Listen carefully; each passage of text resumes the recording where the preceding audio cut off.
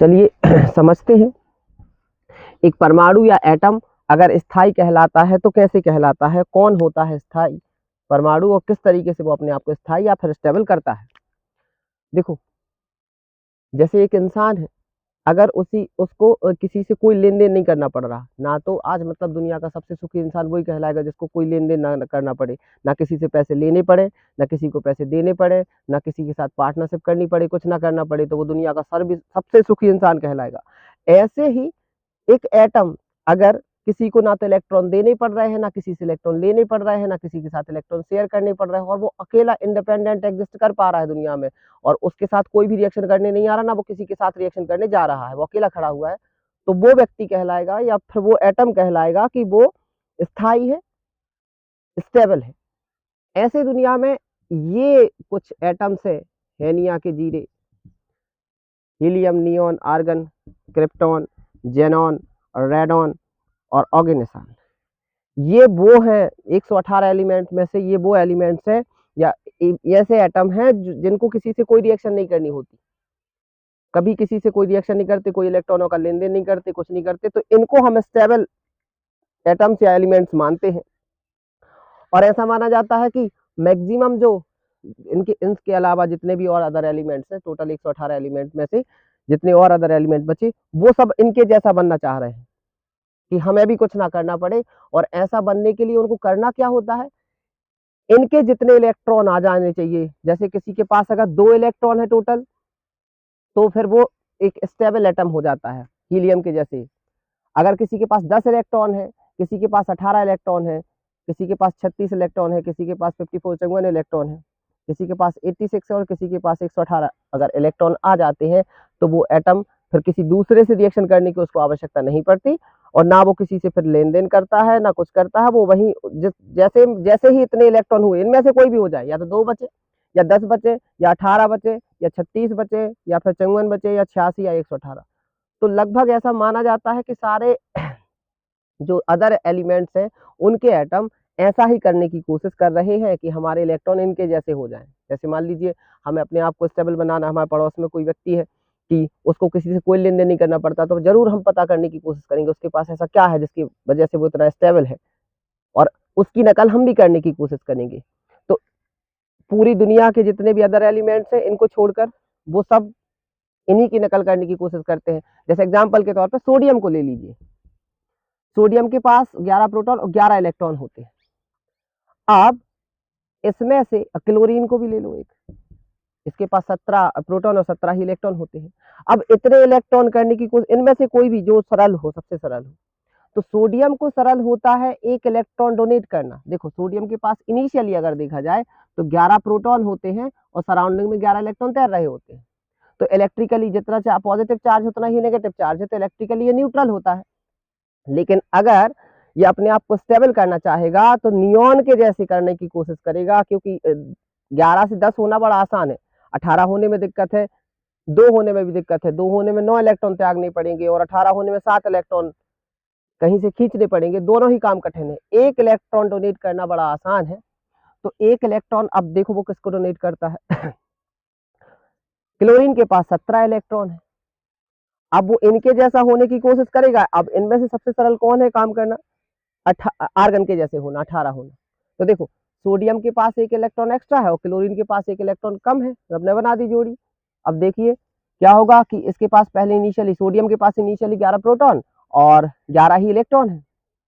अब हम देख सकते हैं कि एक इलेक्ट्रॉन अगर ये दे देता है, कहीं अपने यहां से निकाल देता है, तो इसके पास कितने इलेक्ट्रॉन बचेंगे, अब 10। अब 10 इलेक्ट्रॉन बचेंगे, प्रोटॉन तो उसने दिए नहीं है, तो 11 प्रोटॉन है, तो यहाँ पर एक पार्टिकल एक्स्ट्रा हो गया प्रोटॉन, जिसकी एनर्जी बाहर निकली, जो हम कहेंगे कि अब सोडियम के पास एक इलेक्ट्रॉन, एक प्रोटॉन एक्स्ट्रा है कंपेयर देन इलेक्ट्रॉन के, मतलब 10 इलेक्ट्रॉन है और 11 प्रोटॉन है, तो एक प्रोटॉन जो एक्स्ट्रा होता है वो उसके ऊपर चार्ज के रूप में लिख देते हैं। तो इस तरीके से एक एटम से आयन बन जाता है। तो कभी कोई पूछे कि एटम से आयन क्यों बनता है, तो वो अपने आप को स्टेबल बनाने के लिए, कौन, एटम अपने आप को स्टेबल करने के लिए एक ही इलेक्ट्रॉन क्यों दिया, किसने, सोडियम ने, तो वो ये है उसके जिम्मेदार कि ये लोग, इनके पास ऐसा क्या है, इनके पास 10 इलेक्ट्रॉन है, इस वजह से ये स्टेबल है। तो सब लोग सोचते हैं कि जिसके पास 10 इलेक्ट्रॉन होते हैं उसको कुछ नहीं करना पड़ता, वास्तविकता में ऐसा होता भी है, कि सोडियम ने जैसे एक इलेक्ट्रॉन अपना दे दिया, अब किसको देगा, क्लोरीन को देगा। क्लोरीन के पास क्या है, जरूरी नहीं सोडियम क्लोरीन को दे, किसी को भी दे सकता है। अभी इस एग्जांपल में क्लोरीन को दे रहा है। तो यहाँ देख सकते हैं कि 17 प्रोटॉन और सराउंडिंग में 17 इलेक्ट्रॉन होंगे इसके। ये भी इलेक्ट्रिकली न्यूट्रल होगा अभी क्लोरीन, अभी इस पर कोई चार्ज नहीं है। अब क्या हुआ कि सोडियम ने अपने आप को स्टेबल करने के लिए अपना एक इलेक्ट्रॉन इसको दे दिया, और इसने भी ले लिया, क्योंकि ये आर्गन के जैसे हो जाएगा तो ये अपने आप को स्टेबल महसूस करेगा। तो एक इलेक्ट्रॉन एक्स्ट्रा यहाँ पर आ गया। तो अब इसके पास हो गए 18 इलेक्ट्रॉन और 17 प्रोटॉन है, मतलब एक इलेक्ट्रॉन एक्स्ट्रा है जिसपे माइनस चार्ज है, तो यहाँ पर अपन एक इलेक्ट्रॉन एक्स्ट्रा लगा देते हैं। तो इस तरीके से इस माइनस का मतलब होता है एक -1 है यहाँ पर, तो इसका मतलब होता है कि यहाँ पर एक इलेक्ट्रॉन एक्स्ट्रा है कंपेयर देन प्रोटॉन की। तो आप देख सकते हैं 17 प्रोटॉन और 18 इलेक्ट्रॉन, इस तरीके से ये भी एक आयन बन गया। ये कैटायन कहलाता है, धनायन, और ये एनायन कहलाता है, ऋणायन। तो अब दोनों के पास एक एनर्जेटिक पार्टिकल हो गई है, सोडियम पर प्लस चार्ज आ गया, इसके पास एक प्रोटॉन की एनर्जी है और इसके पास एक एक्स्ट्रा इलेक्ट्रॉन की एनर्जी है। प्रोटॉन की एनर्जी इलेक्ट्रॉन की एनर्जी को एक दूसरे के पास खींचती है चुंबक के जैसे। तो इस तरीके से एक NaCl नाम का पार्टिकल, या पार्टिकल तो नहीं बनता है, हम एक कॉम्बिनेशन कह देते हैं कि NaCl बन गया, ठीक है, जिसको आप नमक भी कहते हैं, साधारण नमक। ठीक, तो इस तरीके से एक एटम ने अपने आप को स्टेबल बनाने के लिए आयंस बना लिए। तो कोई पूछे कि आयंस क्या होते हैं, तो कहना एक एटम जब अपने आप को स्टेबल करने की कोशिश करता है तो आयन बना लेता है। आयन बनाने के लिए वो इलेक्ट्रॉन दे भी सकता है, इलेक्ट्रॉन ले भी सकता है। वो व्यवस्था ये लोग डिसाइड करेंगे कि उनके पास कैसे। जैसे कैल्शियम को ले लो, अभी आप एक आध और एग्जाम्पल ले लो, आप कैल्शियम को ले लीजिए। कैल्शियम के पास 20 प्रोटॉन और 20 इलेक्ट्रॉन होते हैं, ये बात आपको याद ही रखनी पड़ेगी। तो 20 प्रोटॉन है और 20 इलेक्ट्रॉन है, इलेक्ट्रिकली अभी ये न्यूट्रल है। लेकिन आप इनकी नकल अगर करें कि हम इनके जैसा होना चाहते हैं कि स्टेबल हो जाए, तो ये अपने 2 इलेक्ट्रॉन कहीं खर्च कर देगा, किसी दूसरे को दे देगा, जिसको देगा जिसको जरूरत होगी। ऑक्सीजन ले लेते हैं एग्जाम्पल के रूप में, ऑक्सीजन के पास 8 इलेक्ट्रॉन होते हैं। अब 8 इलेक्ट्रॉन है, 8 ही प्रोटॉन है, इलेक्ट्रिकली ये भी न्यूट्रल है। अभी जितने प्रोटॉन होते हैं इनिशियली उतने ही इलेक्ट्रॉन होते हैं, तो ये भी अभी न्यूट्रल है। अभी अपने आप को स्टेबल बनाने के लिए किसी से 2 इलेक्ट्रॉन लेगा, क्योंकि 2 इलेक्ट्रॉन लेके ये नियॉन जैसी फीलिंग ले लेगा। ठीक है, तो फिर से रब ने बना दी जोड़ी भाई। कैल्शियम के पास भी 2 इलेक्ट्रॉन एक्स्ट्रा है, ये 2 इलेक्ट्रॉन खर्च करके इसके पास बचेंगे 18 इलेक्ट्रॉन। तो आप देख सकते हो 2 प्रोटॉन एक्स्ट्रा हो गए, तो हम लिख देंगे कैल्शियम 2+, और यहाँ पर ये 2 इलेक्ट्रॉन इसके पास आ जाएंगे तो इसके पास 10 इलेक्ट्रॉन हो जाएंगे, तो ये नियॉन जैसी फीलिंग लेगा, इसके पास हो जाएगा O2-। ठीक है, फिर से 2 प्रोटॉन एक्स्ट्रा, 2 प्रोटॉनों की एनर्जी 2 इलेक्ट्रॉनों की एनर्जी को एक दूसरे को खींचेगी और एक पार्टिकल बनेगा, मॉलिक्यूल बनेगा, जिसको हम क्या कहेंगे, कैल्शियम ऑक्साइड। तो आप देख सकते हो कि एक एटम ने अपने आप को स्टेबल करने के लिए इलेक्ट्रॉन डोनेट कर दिए हैं, किसी ने ले लिए हैं और लेकर आयन बनाए हैं, और आयन आपस में एक दूसरे से कनेक्ट होकर एक मॉलिक्यूल का निर्माण कर लेते हैं, एक अणु बना लेते हैं। तो ये प्रकृति के नियम है। इस तरीके से दुनिया पूरी रची गई है, पूरा ब्रह्मांड इसी तरीके से निर्मित हुआ है। जितनी बातें पता लगती जा रही हैं वो बातें आपको बताते जा रहे हैं कि किस तरीके से ये दुनिया बनी हुई है। तो एक एटम ने अपने आप को स्टेबल करने के लिए आयंस बनाए, आयंस ने अपने आप को स्टेबल रखने के लिए इनके पास एनर्जी है, इस वजह से अनस्टेबल से, तो इन लोगों ने फिर से आपस में कंबाइन होकर एक मॉलिक्यूल का निर्माण कर लिया है। तो ये होता है मॉलिक्यूल। तो कभी कोई पूछे कि क्या होते हैं आयंस, क्या होते हैं मॉलिक्यूल्स, तो कहना कि एटम जब अपने आप को स्टेबल बनाने की कोशिश करता है तो फिर वो कुछ ना कुछ करेगा, या तो इलेक्ट्रॉन देगा या इलेक्ट्रॉन लेगा या इलेक्ट्रॉन का शेयर करेगा। और वो देख लेते हैं यहाँ पर, अभी तो इलेक्ट्रॉन का लेन देन चल रहा है। अब कभी कोई कहे कि इलेक्ट्रॉन देने वालों की एक जाति बना दी गई, जो इलेक्ट्रॉन डोनेट करने वाले होते हैं उनको मेटल्स कहते हैं, याद रखिएगा, धातु भी कहते हैं हम उनको हिंदी में। और जो इलेक्ट्रॉन लेने वालों की जो जाति है उनको हम नॉन मेटल्स कहते हैं। नॉन मेटल्स मतलब अधातु। ठीक है, तो एक प्रजाति सी बना दी गई। एक और बीच की प्रजाति आती है जो ना तो इलेक्ट्रॉन देती है ना इलेक्ट्रॉन लेती है, वो इलेक्ट्रॉन को क्या करती है, शेयर करती है। अब देखो ध्यान से इसका एग्जाम्पल, कार्बन। कार्बन के पास 6 प्रोटॉन और 6 इलेक्ट्रॉन होते हैं, इलेक्ट्रिकली ये भी न्यूट्रल होता है एक एटम। अब देखो, अगर वो इनकी नकल करेगा, किसी की, इनमें से किसी की नकल करेगा, तो किसके जैसा हो, हीलियम के जैसा हो, तो इसको 4 इलेक्ट्रॉन त्यागने पड़ेंगे। अगर नियोन के जैसा होने के लिए 4 इलेक्ट्रॉन कहीं से लेने पड़ेंगे। मतलब दोनों ही काम में एक ही जैसा हो रहा है। मतलब चाहे इलेक्ट्रॉन देने हो चाहे इलेक्ट्रॉन लेने हो, या तो 4 इलेक्ट्रॉन दे दो तो हीलियम जैसे हो जाओ, या 4 इलेक्ट्रॉन ले लो तो नियोन जैसे हो जाओ। मतलब दोनों में एक जैसी कहानी बन गई। मतलब ऐसा है कि आपको एक स्टेबल बनना है, या तो आप 4 लाख रुपए कमा लीजिए या 4 लाख रुपए दान कर दीजिए। देखो दोनों ही काम कठिन है। 4 लाख अगर तुरंत की तुरंत करना हो तो 4 लाख कमाना भी कठिन है, और 4 लाख रुपए अगर हमें दान करने हो तो वो भी अपने जी से ना निकलेंगे। तो अब ये क्या करेगा कार्बन, कार्बन कहेगा भाई साहब हमारे सराउंडिंग, मतलब सबसे पहले तो न्यूक्लियस के पास 2 इलेक्ट्रॉन होते हैं, इसके बाहर सराउंडिंग आउटर मोस्ट सेल में कितने इलेक्ट्रॉन पाए जाते हैं? 4। तो कहता है भाई साहब हमारे पास 4 इलेक्ट्रॉन है, और अब हमें फीलिंग लेनी है इनमें से किसी की जैसी, और हम ना तो इलेक्ट्रॉन किसी को देंगे और ना किसी से हम लेंगे।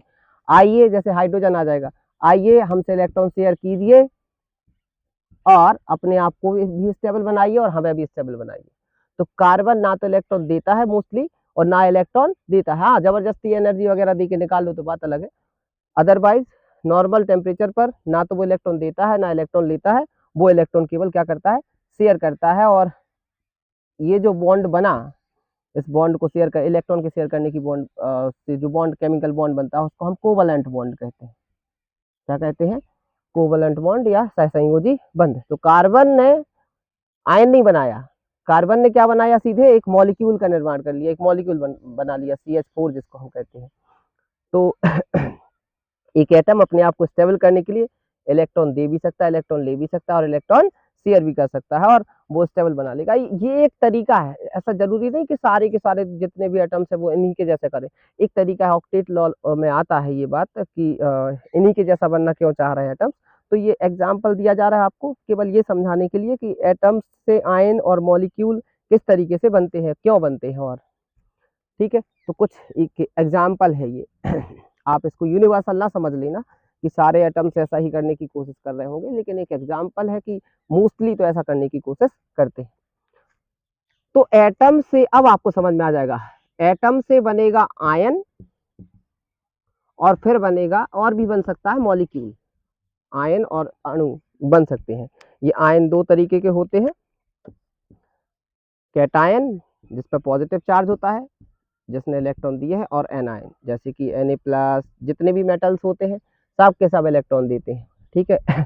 और जितने नॉन मेटल्स होते हैं वो मोस्टली इलेक्ट्रॉन लेते हैं और शेयर भी कर सकते हैं इलेक्ट्रॉन, ठीक है, जैसे Cl-। तो ये आयंस बने हैं। कोई कहे कि Na और Na+ में स्टेबल कौन है, तो कहना Na+ स्टेबल है। और एक ही इलेक्ट्रॉन क्यों दिया, ये बात हम आपको बता चुके हैं। और इसने एक ही इलेक्ट्रॉन क्यों लिया है? आर्गन जैसी फीलिंग लेने के लिए।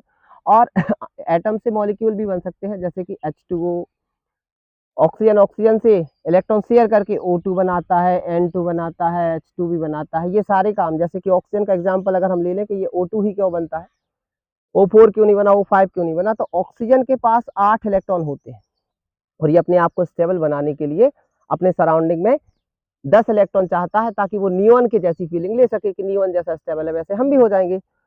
तो 2 इलेक्ट्रॉन तो होते हैं न्यूक्लियस के पास, और इसके बाद बचे 6 इलेक्ट्रॉन, तो 6 इलेक्ट्रॉन होते हैं न्यूक्लियस के बाहर। 3 हो गए, 2 हो गए, 5 हो गए, 6 हो गए। तो अब यहाँ पर 6 इलेक्ट्रॉन है, 1 2 3 4 5 और 6।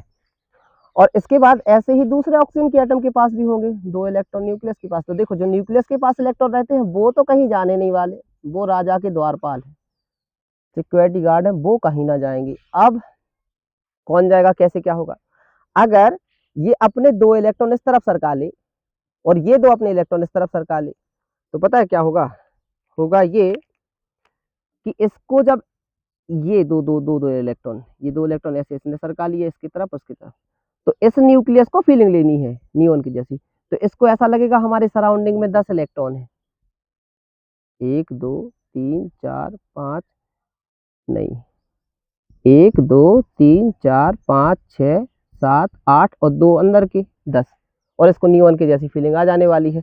तो ऑक्सीजन के एक एटम ने अपने 2 इलेक्ट्रॉन इस तरफ सरकाए और इसने अपने 2 इलेक्ट्रॉन इस तरफ सरकाए, इसको भी लग रहा हमारे चारों तरफ 10 इलेक्ट्रॉन है, इसको भी लग रहा हमारे चारों तरफ 10 इलेक्ट्रॉन है। तो दोनों को ऐसा लगता है जैसे हम नियॉन बन गए हो, मतलब स्टेबल हो गए हो, ठीक है। इसी वजह से क्या बन जाता है? O2, ठीक है।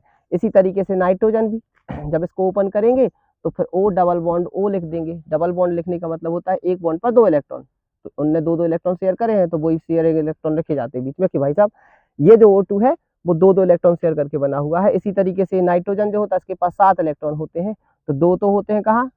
न्यूक्लियस के पास, जो कहीं नहीं जाएंगे, और 5 होते हैं न्यूक्लियस के बाहर।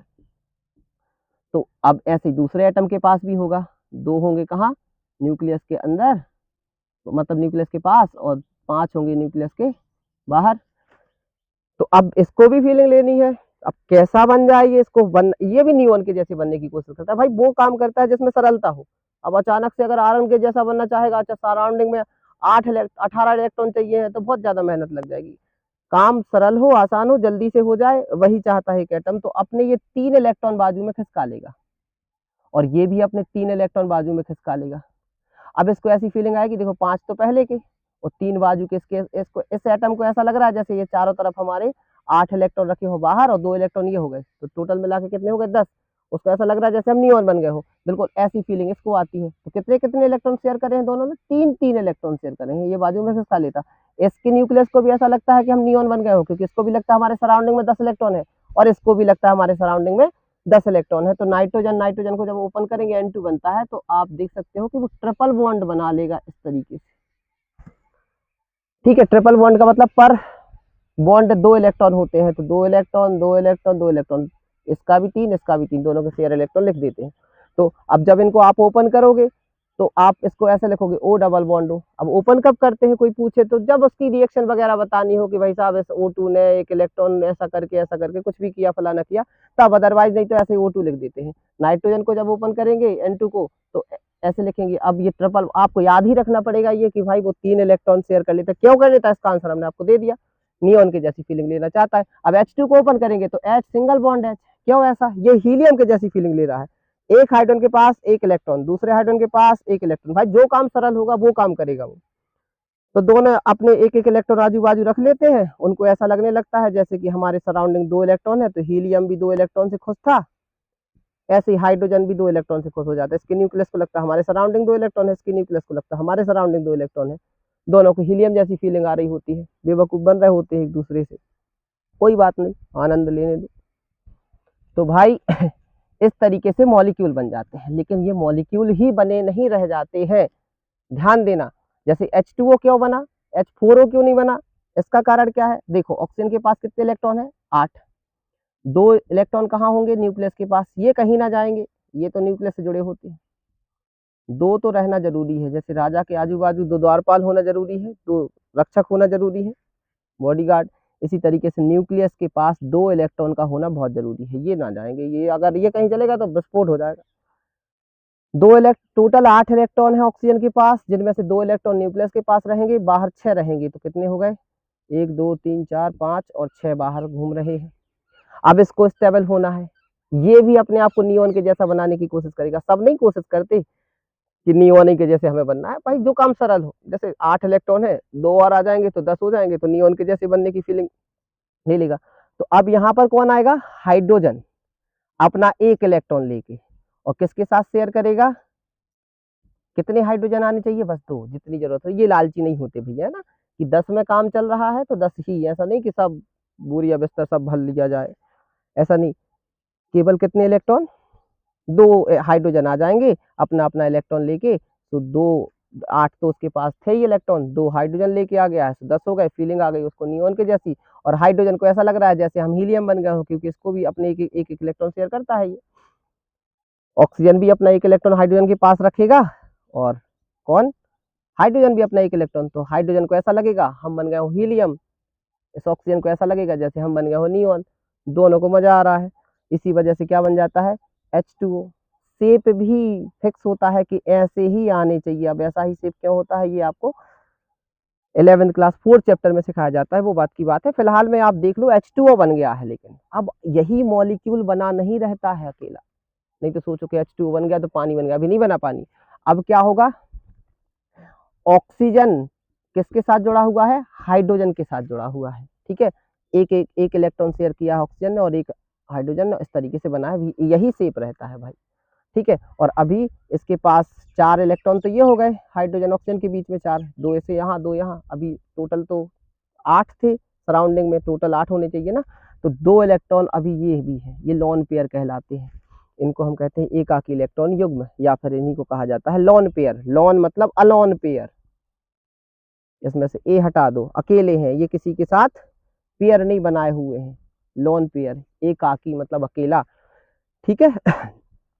तो लोन पेयर ये दो क्यों है, ये लोन पेयर देखो टोटल काउंटिंग करो आप तो ऑक्सीजन की सराउंडिंग 2 इलेक्ट्रॉन तो होंगे, तो वो कहीं जाएंगे नहीं, वो बाहर कितने थे 6 थे, और 2 कौन लेके आ गया था हाइड्रोजन, टोटल मिला के हो गए 8, तो 2 2 तो ये हो गए बॉन्ड पेयर और ये 2 बचे तो ये लोन पेयर। अब होता क्या है कि ऑक्सीजन के पास 8 प्रोटॉन होते हैं, और जबकि किसके पास हाइड्रोजन के पास 1 प्रोटॉन होता है। इन प्रोटॉनों की आदत होती है इलेक्ट्रॉन अपनी तरफ खींचने की, है ना, सराउंडिंग के इलेक्ट्रॉनों को की आदत ही है, ये मतलब उसका नेचर है, बाय नेचर वो इलेक्ट्रॉनों को अपनी तरफ खींचेगा, तो ये इलेक्ट्रॉन सड़क के ऊपर आ जाते हैं। जब इलेक्ट्रॉन सड़क के ऊपर आते हैं तो यहाँ पर इलेक्ट्रॉनों की डेंसिटी यहाँ ज्यादा हो जाती है और यहाँ कम हो जाती है हाइड्रोजन की तरफ, तो यहाँ पार्शियली पॉजिटिव चार्ज आ जाता है और यहाँ पार्शियली नेगेटिव चार्ज आ जाता है, यहाँ पार्शियली पॉजिटिव यहाँ पार्शियली नेगेटिव, और ऐसा हर एक मॉलिक्यूल में हो जाता है कि पार्शियली पॉजिटिव होगा, यहाँ नेगेटिव होगा, और यहाँ पार्शियली पॉजिटिव, ये पार्शियली पॉजिटिव। अब होगा क्या कि ये इलेक्ट्रॉनों की आदत होती है प्रोटॉनों की तरफ जाने की, प्रोटॉनों की आदत होती है इलेक्ट्रॉन को अपनी तरफ खींचने की, तो आप देख सकते हो कि यहाँ इलेक्ट्रॉनों की डेंसिटी ज्यादा और यहाँ इलेक्ट्रॉनों की डेंसिटी कम है, तो ये पॉजिटिव चार्ज ये नेगेटिव चार्ज इनके बीच में कूलाम फोर्स काम करेगा, इसकी वैल्यू 1/4πε0 इंटू Q1 Q2/r² होती है, जिसकी वैल्यू कैलकुलेट हम कर सकते हैं, लेकिन अभी नहीं करना है, फिजिक्स आ जाएगी वहां। इनके बीच में बॉन्ड बनेगा, अब मतलब इनके बीच में अट्रैक्शन होगा, ये भी अट्रैक्ट करेगा इसको, और ऐसे ही सराउंडिंग में और मॉलिक्यूल H2 बहुत सारे हो जाएंगे और इसी तरीके से अट्रैक्शन होता रहेगा। इस बॉन्ड को जब ऑक्सीजन हाइड्रोजन से जुड़े, जब हाइड्रोजन ऑक्सीजन से जुड़े, फ्लोरीन से जुड़े, नाइट्रोजन से जुड़े, तो इस अगले नहीं से है ना, एक मॉलिक्यूल का हाइड्रोजन दूसरे मॉलिक्यूल के ऑक्सीजन से या फ्लोरीन से या नाइट्रोजन से, है ना, ऐसे H से फोन याद रख लेना, हेलो फोन लगा दो, ठीक है, इस तरीके से या तो हाइड्रोजन फ्लोरीन से जुड़े या ऑक्सीजन से जुड़े, और यहाँ देख सकते हैं इस केस में हाइड्रोजन ऑक्सीजन से जुड़ रहा है, इसको हम हाइड्रोजन बॉन्ड कहते हैं, H बॉन्ड, ये बड़ा स्ट्रॉन्ग बॉन्ड होता है जिसकी वजह से मॉलिक्यूल पास पास आ जाते हैं, ठीक है। अब मॉलिक्यूल जब पास पास आएंगे तो फिर इसका जो एक नया कंपाउंड बना है, ये जो सब्सटेंस बना है, इसका नाम रखा जाएगा यौगिक या कंपाउंड, ठीक है।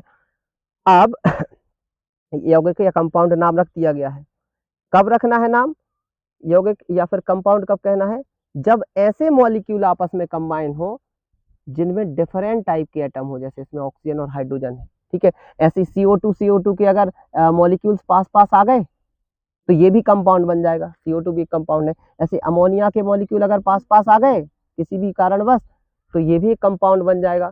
तो कंपाउंड क्या होता है, ये एक ऐसा सब्सटेंस है, compound is a substance which is made up of similar types of molecule which have different type of atoms, मतलब एक ऐसा पदार्थ है जिसके पास एक ही प्रकार के अणु होते हैं लेकिन उन अणुओं में डिफरेंट मतलब विभिन्न प्रकार के परमाणु मौजूद हो, ऐसे सब्सटेंस को हम कहते हैं कंपाउंड। तो पानी एक क्या है, कंपाउंड, तो ये पानी के मॉलिक्यूल का फॉर्मूला है, पानी का फॉर्मूला नहीं होता कोई, पानी का मॉलिक्यूल है, ये एक टुकड़ा है, ये एक ईंट है, पूरी दीवार नहीं है, दीवार की बात करी जाएगी तो बहुत सारी ईंटें मिलकर बनी होगी, ऐसे ये H2O जो है ये पानी का फॉर्मूला नहीं, पानी के मॉलिक्यूल का फॉर्मूला है। और ऐसे मॉलिक्यूल आपस में कंबाइन होंगे हाइड्रोजन बॉन्ड के द्वारा, और जरूरी नहीं होता सब जगह हाइड्रोजन बॉन्ड लगे, इस केस में हाइड्रोजन बॉन्ड बन रहा है, ठीक है। इसी तरीके से HCl को भी आप देख सकते हो भाई, ये हाइड्रोजन और क्लोरीन एक दूसरे से इलेक्ट्रॉन शेयर करके और आपस में कोवलेंट बॉन्ड से जुड़ जाते हैं। अब इसके पास होते हैं 17 प्रोटॉन और इसके पास होता है 1 प्रोटॉन। अब प्रोटॉनों की आदत होती है इलेक्ट्रॉनों को खींचने की, इस आदत को केमिस्ट्री की भाषा में इलेक्ट्रोनेगेटिविटी या विद्युत ऋणात्मकता भी कहते हैं। तो कहते हैं कि क्लोरीन की विद्युत ऋणात्मकता इलेक्ट्रोनेगेटिविटी ज्यादा है, तो शेयर के इलेक्ट्रॉन वो अपनी तरफ खींच लेता है, यहाँ पार्शियल नेगेटिव और यहाँ पार्शियल पॉजिटिव हो जाएगा। तो HCl और HCl ऐसे आपस में, ये नेगेटिव ये पॉजिटिव। अब देख सकते हो कि ये नेगेटिव पार्ट किससे जुड़ेगा, पॉजिटिव पार्ट से जुड़ेगा, इस तरीके से HCl का एक मॉलिक्यूल दूसरे HCl से जुड़ जाएगा। यहाँ हाइड्रोजन क्लोरीन से जुड़ा है, ये हाइड्रोजन बॉन्ड नहीं है। हाइड्रोजन जब फ्लोरीन ऑक्सीजन या नाइट्रोजन से जुड़े तभी हाइड्रोजन बॉन्ड कहा जाता है। तो आप देख सकते हो कि एक मॉलिक्यूल ने किसी भी वजह से एक मॉलिक्यूल आपस में दूसरे मॉलिक्यूल से जुड़ रहा है उसी प्रकार के, तो फिर एक कंपाउंड का निर्माण हो रहा है, ठीक है। अब देखो भाई O2 ऑक्सीजन क्या है, ये भी एक मॉलिक्यूल है, ये पूरी ऑक्सीजन नहीं है भाई, ये एक ऑक्सीजन का मॉलिक्यूल है। अब ये मॉलिक्यूल क्या करता है कि इसके सराउंडिंग मतलब ये मॉलिक्यूल किस तरीके से बना हुआ है, अगर केमिस्ट्री को विजुअलाइजेशन में दिखाया जाए तो फिर बोर्ड तो खराब कर देगा केमिस्ट्री को। क्यों कर देगा बोर्ड खराब, क्योंकि हमने स्टेबिलिटी से ये बना दिया तो आपको समझ में नहीं आएगा। अब हम कहेंगे यहाँ इलेक्ट्रॉन बार बार ऐसे ऐसे घूमते रह रहे हैं O2 में से, और दूसरे O2 में भी इलेक्ट्रॉन ऐसे हमेशा मतलब रोटेशन में है, इलेक्ट्रॉन खुद भी अपनी एक्सिस के अलावा घूम रहे हैं और सराउंडिंग न्यूक्लियस भी घूम रहे हैं, मतलब दुनिया में कुछ भी नहीं रुका हुआ है, सब कुछ मोशन में है। ठीक है, तो अब ऐसे घूमता हुआ इलेक्ट्रॉन अचानक से इसका धक्का लगेगा इलेक्ट्रॉन का इलेक्ट्रॉनों को, तो हो सकता है इलेक्ट्रॉन इस तरफ थोड़ी खिसक जाए। हो क्या सकता है, होता ही ऐसा है कि इलेक्ट्रॉन इस तरफ एक मॉलिक्यूल के इलेक्ट्रॉन थोड़े से खिसक जाते हैं, तो वहां पर पार्शियली पॉजिटिव चार्ज आ जाता है जहां से खिसकते हो, जहां इलेक्ट्रॉन ज्यादा हो जाते हैं वहां पार्शियली नेगेटिव हो जाता है। ये इंस्टेंट बना हुआ डाइपोल कहलाता है। इंस्टेंट बना है, मतलब एक O2 आया, उसने थोड़ा ऐसा धक्का दिया इलेक्ट्रॉनों को, तो थोड़े से इलेक्ट्रॉन खिसक गए, जैसे बस में बहुत ज्यादा भीड़ हो और हम थोड़ा सा धक्का देके थोड़ी सी सीट लेके फिर बस ऐसी हो जाए, तो फिर हम उठ जाए उस मतलब सीट से, वो फिर बैठ जाए, फिर उठ जाए, फिर ऐसे ही काम यहाँ चलते रहते हैं। O2 अब क्या करे, क्योंकि ऑक्सीजन और ऑक्सीजन दोनों एक ही इसके पास भी 8 प्रोटॉन है, इसके पास भी 8 प्रोटॉन है। अब इनकी इलेक्ट्रोनेगेटिविटी में तो डिफरेंट होगा ही नहीं, क्योंकि ये जितना खींचेगा इलेक्ट्रॉनों को ये भी उतना ही खींचेगा, तो ये एक अध्रुवीय अणु कहलाता है, एक नॉन डाइपोल कहलाता है ना। अगर हम देखें किसको, ऑक्सीजन को, तो O2 को, तो O2 से जब टकराता है तो फिर इलेक्ट्रॉन खिसक जाते हैं थोड़े से, और यहाँ एक इंस्टेंट सा डाइपोल बन जाता है। इसको हम प्रेरित या फिर हम इंड्यूस्ड डाइपोल कहते हैं। ठीक है, इंड्यूस्ड डाइपोल होगा। अब डाइपोल करेगा क्या कि कुछ समय तक के लिए O2 से जुड़ा रह जाएगा, फिर से धक्का लगेगा, कोई दूसरा O2 आ जाएगा तो फिर टूट जाएगा ये बॉन्ड। इसी वजह से O2 एक दूसरे के पास रहते तो है लेकिन ज्यादा नहीं, इसी वजह से ऑक्सीजन गैसियस स्टेट में रहती है। ठीक है, इसी वजह से ऑक्सीजन जो है वो गैस है, क्योंकि इनके बीच में स्ट्रॉन्ग बॉन्ड नहीं बने हुए हैं, जबरदस्ती के बॉन्ड बने हुए हैं। इंड्यूस्ड डाइपोल कहलाता है ये, कि थोड़ी देर तक के लिए मतलब थोड़ा सा इलेक्ट्रॉनों को धक्का लगा तो इलेक्ट्रॉन इधर से उधर हो गए, उसने जगह का मौका पाके ये इलेक्ट्रॉन उसकी तरफ आ जाते थोड़े से, है ना, फिर धक्का लगा देगा, फिर चले जाएंगे इलेक्ट्रॉन। तो बार बार वो ऐसा होता रहेगा, ऐसे इलेक्ट्रॉन फिर से ऐसे ऐसे झूला सा झूलते रहेंगे इधर का उधर, और थोड़ा सा एक वीक सा फोर्स, सबसे वीक फोर्स होता है ये, है ना, इसको वांडरवाल फोर्स भी कहते हैं हम लोग। ठीक, तो O2 ऐसे आपस में जबरदस्ती के जुड़ गए हैं भाई। ये भी एक ही प्रकार के मॉलिक्यूल से मिलकर बना हुआ सब्सटेंस है, लेकिन खास बात ये है कि इसको हम कंपाउंड नहीं, इसको हम एलिमेंट कहते हैं, इसको हम तत्व कहते हैं।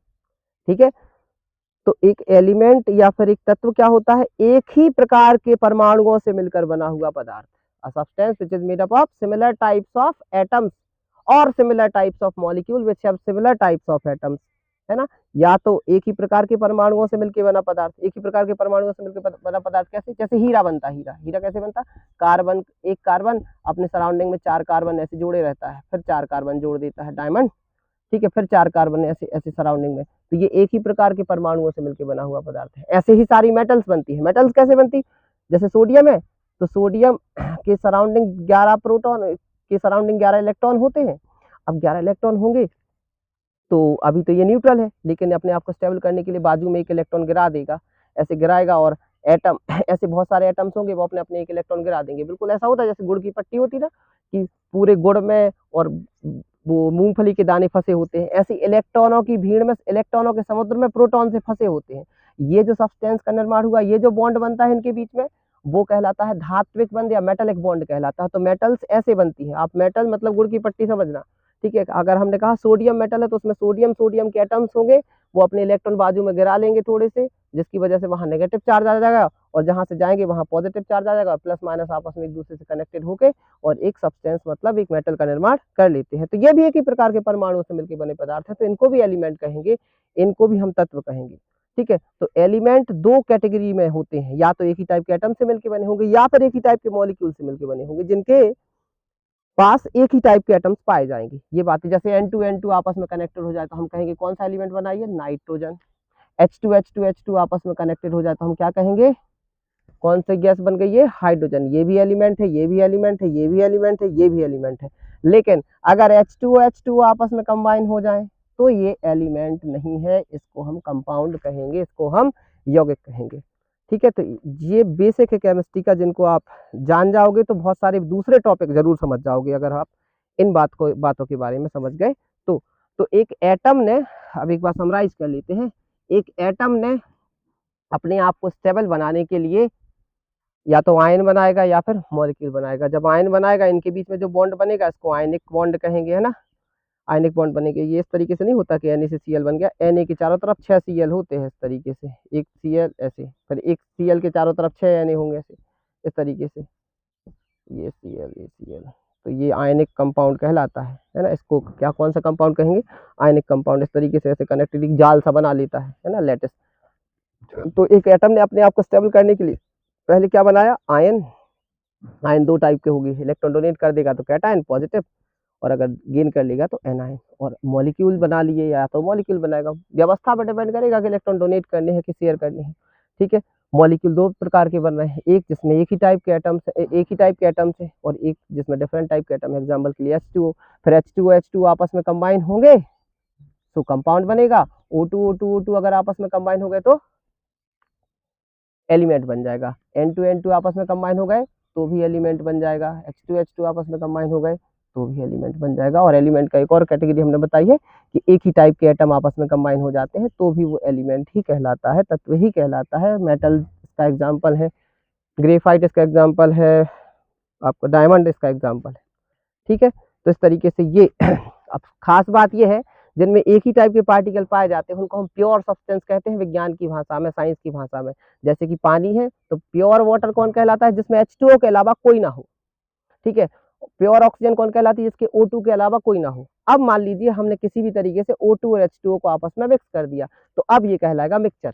अगर हमने इस तरीके से मिक्सचर बनाया कि सारे पार्टिकल इक्वली डिस्ट्रीब्यूटेड हो गए हैं, पूरे सब्सटेंस में इक्वली डिस्ट्रीब्यूटेड हो गए, तो उसको हम कहते हैं होमोजीनियस मिक्सचर। और अगर मान लीजिए जैसे पानी में तेल डाल दिया तो तेल ऊपर तैरता रहता है, पानी नीचे रहता है, ठीक है।